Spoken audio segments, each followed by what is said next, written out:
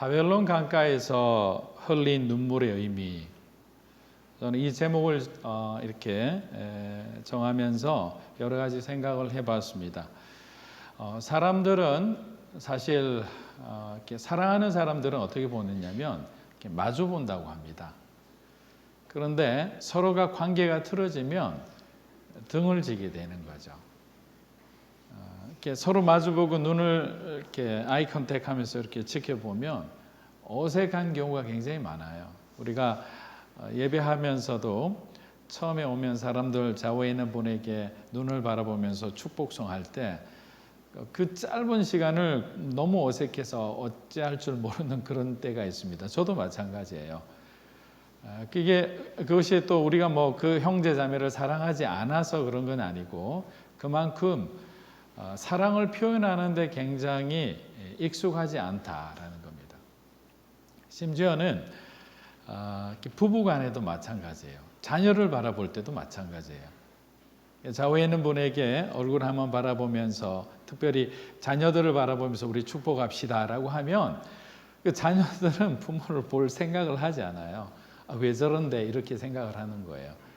그런데 왜냐하면 사실은 우리는 서로 마주보게 돼 있거든요. 우리도 마찬가지로 예배 나와서 이렇게 하나님을 찬양한다는 것은 하나님을 등지는 게 아니잖아요. 하나님의 얼굴을 향해서 우리가 경배 드리는 거거든요. 사랑한다는 것은 서로 마주보는 상태라고 보면 돼요. 그런데 항상 보면 그래요. 에덴 동산에서 그들이 범죄했을 때 하나님을 등지는 것을 봅니다. 하나님 곁을 떠나는데 떠날 때는 어떻게 떠나나요? 우리가 이렇게 뭐 뒷걸음질 치는 건 아니잖아요. 하나님이 이렇게 우리를 지켜보시면, 왜냐하면 하나님은 저와 여러분을 한 번도 등진 적이 없어요. 우리가 등지는 거지 하나님이 등지시지는 않거든요. 그러면 우리가 하나님을 떠날 때 무슨 하나님을 우리가 등을 지어서 떠나는 게 되는 거예요. 그래서 역대하 29장 6절 제가 읽어드릴게요. 이렇게 돼 있어요. 우리 조상들이 범죄하여 우리 여호와 보시기에 악을 행하여 하나님을 버리고 얼굴을 돌려 여호와의 성소를 등지고라고 했어요. 자, 하나님을 버리니까 등을 지게 되는 거예요. 버리는 이유는 죄를 범한 거죠. 하나님으로 만족하지 않는 거예요. 하나님이 세우신 질서를 지키고 싶은 마음이 없어진 거예요. 그리고 난 뒤에 성소를 등진다는 것은 하나님의 임재가 계신 곳이잖아요. 하나님이 계신 곳을 등지는 것, 굉장히 위험한 거죠. 지금 바벨론 강가에 있는 여기 있는 이 백성들, 시편 기자는 유다 왕국이 하나님을 등진 결과 그들은 바벨론의 포로가 되었던 거예요. 포로가 되어서 생활하는 것이 얼마나 힘들겠습니까? 왜 그러냐면 항상 우리들 마음에는 마음의 고향이 있거든요. 가기를 원하는 고향이 있습니다. 근데 그 고향을 가지 못하면 너무나 슬픈 거예요. 이산가족 생겨서 과거에 여러분 기억할지 모르겠습니다. 젊은 분들은 그 시간 모르지만 저희가 1980년도에 보면 그 정말 극적인 그 이산가족의 상봉의 현장이 있어요. 그걸 방송으로 했는데 저도 어렸을 때인데 얼마나 많이 울었는지 몰라요. 전쟁이 일어나고 당시에는 어떤 기술이 발전하지 않으니까 같이 피난 내려서 헤어진 채로 그냥 몇십 년을 살았던 거예요. 바벨론에 있는 사람들은 고향이 그리운 거예요. 그런데 여기서 보면 이 사람들이 그리워했다는 것은 예루살렘과 가나안이 아니었어요. 물론 자기들이 살던 실질적인 고향도 그리워했지만 그들이 그리워했던 것은 바로 하나님이 계신 곳을 그리워했던 거예요. 하나님이 함께 해주셨던 곳, 하나님의 임재가 있었던 곳, 하나님이 약속이 시행되었던 바로 그곳을 그들은 그리워했던 거예요. 우리 1절을 우리 한번 다 함께 읽어볼게요. 1절입니다. 시작. 우리가 바벨론의 여러 강변 거기에 앉아서 시온을 기억하며 울었도다. 자, 여기 보면 울었도다라는 단어가 나오는데 이 울었도다는 단어의 히브리의 원어적 의미는 뭐냐면 방송대곡하다, 큰 소리로 목 놓아 울다라는 뜻이에요. 사랑하는 사람이 죽었을 때 여러분들이 느끼는 그 주체할 수 없는 그 극한의 슬픔, 그 감정을 여기서 이 시편 기자는 표현한 거예요.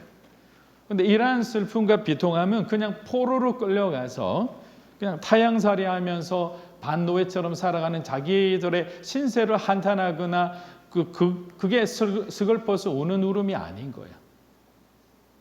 만약에 고향을 그리워했다면 이렇게 표현했을 거예요. 시온을 그리워하고 시온을 기억하다는 표현을 하지 않고 아마 예루살렘을 그리워하며 가나안을 그리워하며 아마 그런 지명을 썼을 거예요. 그런데 시온은 무엇을 가리키죠? 하나님의 도성이잖아요. 하나님이 계신 곳이잖아요.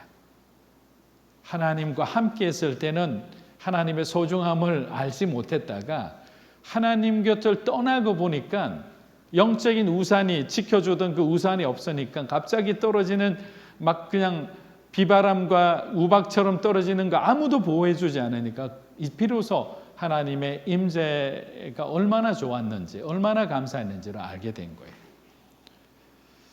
아마 그렇게 생각했을 거예요. 하나님, 우리가 범죄함으로 이곳까지 바벨론에 와서 포로의 생활을 살고 있습니다. 소망이 없습니다. 왜냐하면 소망은 그리스도 안에 있는 거거든요. 하나님 안에 소망이 있지 하나님이 없는 가운데서 무슨 소망을 가질 수 있겠어요. 그래서 세상 사람들 보면 지금 뭔가 이렇게 가진 듯이 이렇게 자기 자신을 이렇게 뽐내며 이렇게 자랑하며 사는 사람들 보면 안타깝죠. 너무나 유한한 세상 가운데 그들의 끝이 보이는데 우리는 끝이 없잖아요. 우리의 죽음은 영원으로 이어주는 하나님의 새로운 시작인 거예요. 그러니까 믿는 자는 너무나 행복한 거예요. 고난이 올수록 우리는 강해질 수 있는 거예요. 왜? 우리가 의지할 수 있는 존재가 계시잖아요. 그분이 바로 예수님이시잖아요. 그런데 그러한 은혜 받은 자로서의 합당한 삶을 살지 못한 그 자신들의 죄를 보면서 아마 이 시편 기자는 타들어가는 그러한 고통을 느꼈을 거예요. 이제 바벨론에서 하나님에 의해서 고향 땅으로 왔잖아요. 그런데 고향 땅은 과거에 자기들이 살던 곳이 아니죠. 완전히 황폐해 버린 거죠. 그것을 바라보면서 before, after가 너무나 명확한 거예요. 근데 어떻게 그 수많은 시간 속에 하나님을 어떻게 배반하는 역사가 이렇게 반복되고 반복되는지 몰라요. 그런데 그 역사를 보면 열왕기 자체를 여러분들이 한번 쫙 읽어보세요. 역대상하고. 재미있는 것이 이제 왕들의 숫자도 비슷합니다. 북이스라엘은 유다와 베냐민 지파를 제외한 10개 지파가 모여서 만든 왕국이잖아요. 근데 이 왕국에는 19명의 왕들이 있었는데 단 한 사람의 왕도 하나님의 마음에 합한 적이 없었어요. 여러분 대표적으로 악한 왕이 누구죠? 아합 왕이잖아요. 정말 제대로 하나님을 섬긴 왕이 한 명도 없습니다. 그래서 그들은 심판을 받아서 주전 722년에 완전히 아수르에서 멸망을 당합니다. 그런데 멸망을 당했을 때 하나님이 누구에게 붙였느냐가 중요한 거예요. 왜냐하면 우리는 알아야 되는 게요. 역사의 주관자가 하나님이심을 믿습니까? 라고 하면 다 아멘해요. 그런데 실제 우리의 세계 역사 속에 하나님의 흔적이 있음을 바라보고도 설마라고 생각할 때가 있어요. 자, 제가 설명을 해드릴게요. 자, 아수르는 북이스라엘의 이 10개 지파를 점령하자마자 강제 이주시켜서 자기들이 원하는 이방 땅에 흩어버립니다. 그리고 난 뒤에 그들이 시행한 정책은 피를 섞어버리는 거예요. 다른 이방 민족끼리 서로 결혼을 시켜버립니다. 그러니까 10개 지파인 이 북이스라엘 왕국의 사람들은 피가 섞인 채 오랜 시간이 지나서 돌아와서 정착한 곳이 사마리아입니다. 그래서 유대인들이 사마리아 사람을 싫어했던 거예요. 왜? 피가 섞였기 때문에, 혼혈인이기 때문에. 하나님의 순수한 선민으로서의 지위를 인정하지 않았던 거예요. 그런데 유다 왕국은 주전 586년에 멸망을 합니다. 누구에게 멸망하죠? 바벨론인 거예요. 근데 바벨론에게 멸망할 때 바벨론의 아수르만큼 잔인한 왕국이에요. 그런데 아수르만큼 잔인한 왕인데 바벨론의 통치자들과 이 책사들, 신하들에게 하나님께서는 영감을 주신 것 같아요. 왜냐하면 정복민들에게 유화 정책을 씁니다. 그래서 자기들이 살아갈 수 있는 공간을 허락해요.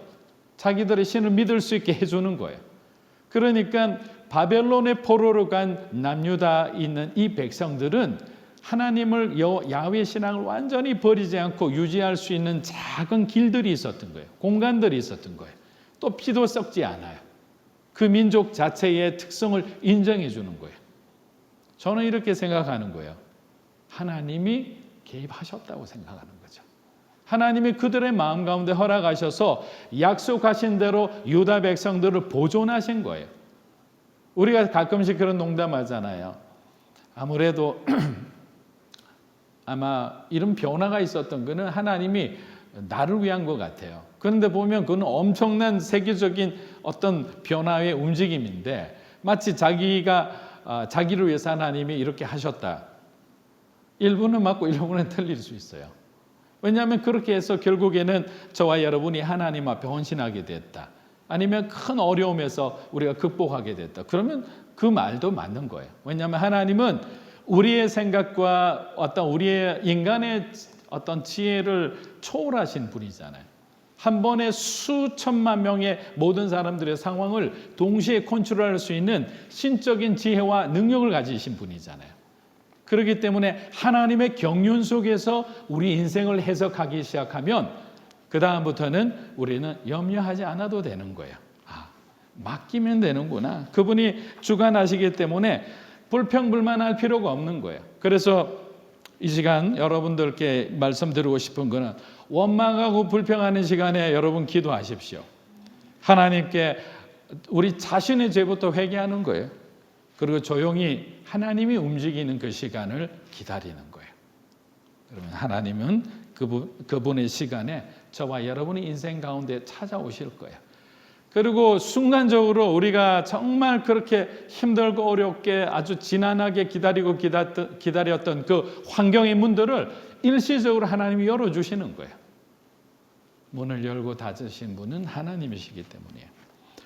그런데 한편으로는 우리 인간의 죄성은 너무나 지독하게도 어떻게 표현할까요? 참 이렇게 답이 없는 것 같아요. 제 자신을 봐도 그렇고 항상 우리는 하나님 앞에 거룩하고 구별되게 살기를 원하고 그렇게 선언하고 그렇게 달려갑니다. 몸부림칩니다. 그러나 우리 안에 있는 죄성은 자꾸만 바이러스로 변이 되는 것 같아요. 여러 가지 변종되는 죄를 양산하고 그 죄를 분별하는 가운데도 그 죄를 저지르는 우리들의 연약한 모습을 알게 되는 거예요. 우리 로마서 1장 28절에서 32절 좀 길지만 한 절씩 읽어보겠습니다. 로마서 1장 28절에서 32절입니다. 자, 다 함께 읽겠습니다. 시작. 또한 그들이 마음에 하나님 두기를 싫어하며 하나님께서 그들을 상실한 마음대로 내버려 두사 합당하지 못한 일을 하게 하셨으니 곧 모든 불의, 추악, 탐욕, 악의가 가득한 자요, 시기, 살인, 분쟁, 수군수군하는 자요, 비방하는 자요, 하나님께서 미워하시는 자요, 교만하는 자요, 자랑하는 자요, 악을 도모하는 자요, 부모를 거역하는 자요, 우매한 자요, 배약하는 자요, 무정한 자요, 그들이 이 같은 일을 행하는 자는 사형에 해당한다고 하나님께서 정하심을 알고도 자기들만 행할 뿐 아니라